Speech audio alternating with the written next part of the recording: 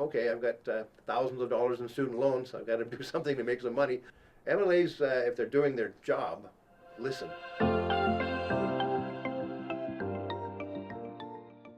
My name is Lorne Dach. I'm the MLA for Edmonton McClung, which is a riding in the west end of Edmonton, which takes in West Edmonton Mall and Misericordia Hospital, suburban riding in the west end of Edmonton.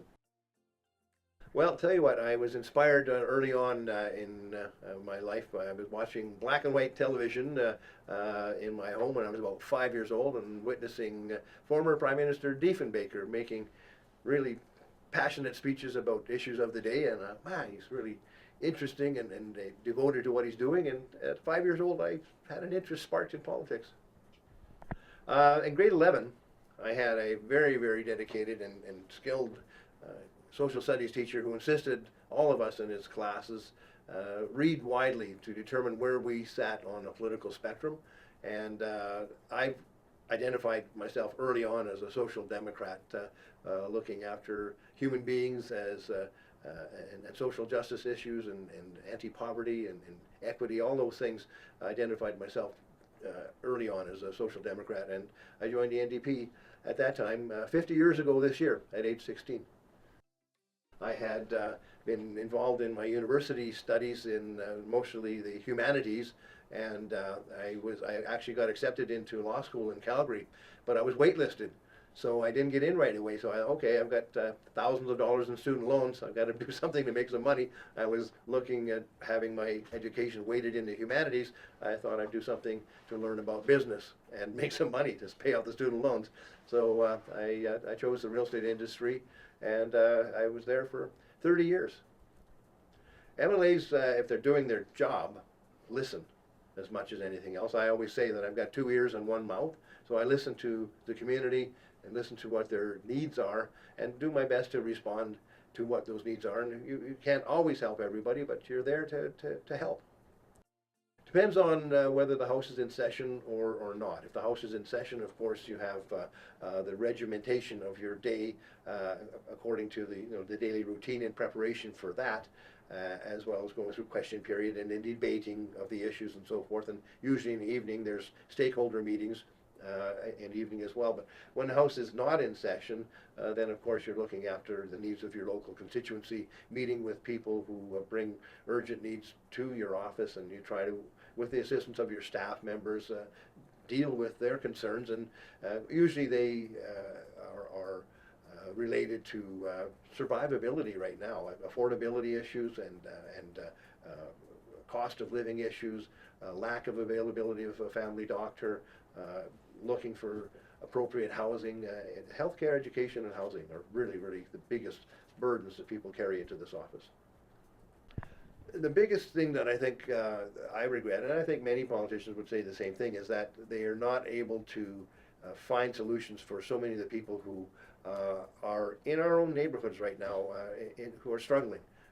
We have people who are sleeping nightly in the bushes right outside this door, right outside my office, who are falling through the cracks because there's inadequate funding for programs to help individuals who are in high need, whether it be for housing, whether it be for underfunded education, whether it be that they can't afford groceries for their family. There's at least 6 food distribution networks right here in the riding, local ones operating out of churches and synagogues and mosques and community centers to help local people who are struggling to make ends meet.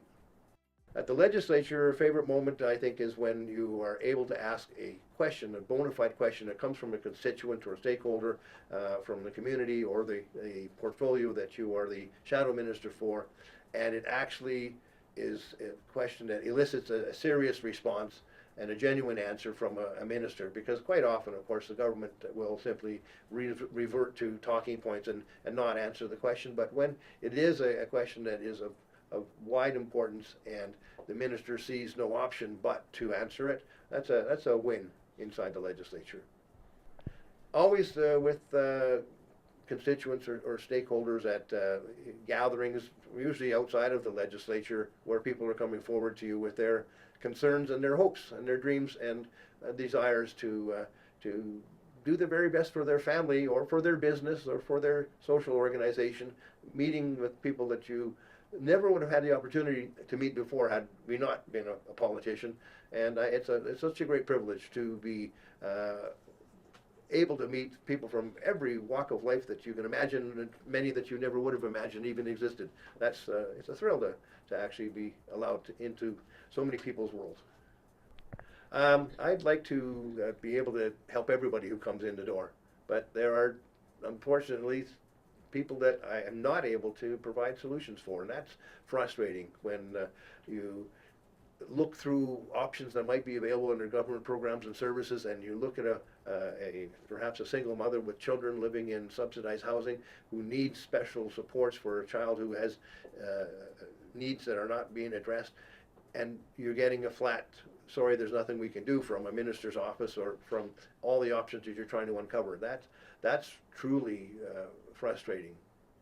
I think I would say become involved and learn about the process, but be useful and helpful in your community right from the very start, because that's what you're looking to be if you're going to become a politician. You're looking to be adding value to your community and being a resource person for that community. So definitely find a mentor and get involved in the political process, identify where you are on the political spectrum, and engage yourself with that party or that movement, and be useful to your community. I would like, in the next 10 years, sooner rather than later, to make sure there's nobody sleeping in the bushes, to make sure that everybody in this community has a family doctor, to make sure there's no portables attached to schools and kids don't have 35 to 40 kids in their classes, to make sure that we have a new high school built in this riding, and to ensure that when people are looking to be housed, that there is an adequate supply of affordable housing available for people, so that they're not living rough or couch surfing or on the street.